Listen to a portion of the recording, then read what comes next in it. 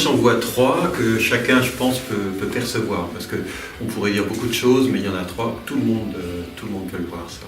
D'abord, il y a une atteinte vraiment très importante à notre cadre de vie. Alors on l'appelle crise écologique ou ce qu'on veut, mais avant tout, c'est le cadre de vie. Le climat, bien sûr, la destruction de notre environnement que tout le monde peut voir, c'est palpable. La perte de biodiversité qui est immense, je pense qu'on n'a pas encore pris la mesure de ce qui est en train de se passer. Et puis les pollutions terribles qu'on a tous, on peut tous constater, l'eau, l'air, la terre autour de nous, tout est pollué, donc dans notre corps aussi. Donc ça, c'est la première chose. La deuxième, j'ai envie de l'appeler la colonisation technologique. Non seulement la technologie aujourd'hui, c'est là que se sont investis tous les milliards, tous les fantasmes aussi d'une humanité en quête de puissance. La technologie est en train de remodeler complètement notre environnement, mais s'intéresse maintenant de plus en plus précisément à l'intérieur de notre corps et vient de plus en plus toucher la notion d'humanité, avec des objectifs pour le moins peu clairs, je dirais même peut-être obscurs, en tout cas très peu démocratiques. Donc ça, c'est quelque chose aussi que tout le monde peut voir, comment sa vie est de plus en plus envahie par la technologie, pour le meilleur et pour le pire. Et je pense que pour l'instant, compte tenu de notre conscience et de ce qu'on produit, le pire est à craindre sur cette question-là. Et puis la troisième, c'est l'accélération. Là aussi, tout le monde peut le vivre aujourd'hui dans son quotidien. Accélération, donc, qui est génératrice de toute une série de perturbations, de déstabilisations intérieures, dans le monde du travail, de stress, etc., mais aussi dans nos vies intimes. Et au fond, ces trois mutations, elles racontent la même histoire, c'est-à-dire le besoin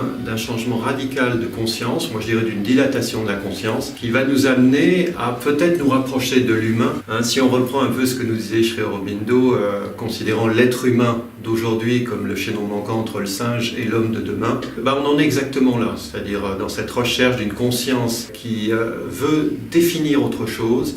Moi j'aime bien dire se dilater, et dans la dilatation on va retrouver nos trois questions.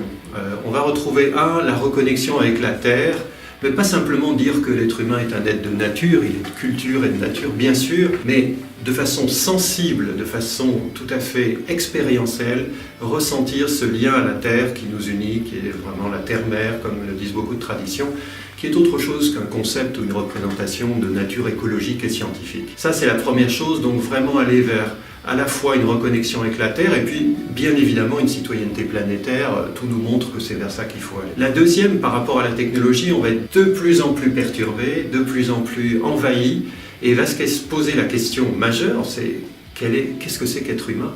Est-ce que c'est simplement un robot ? Sommes-nous des simples robots avec une intelligence artificielle, ou est-ce qu'il y a autre chose ? Et cette autre chose, il est du domaine de l'esprit, il est du domaine du cœur, de la puissance, je dirais, de la technologie humaine, on pourrait employer ce mot-là, bien supérieure à toutes nos technologies matérielles, mais que nous devons d'abord reconnaître comme un droit naturel pour chaque être humain, et ensuite apprendre à travailler avec, comme le font les mystiques, les yogis et bien d'autres depuis des millénaires.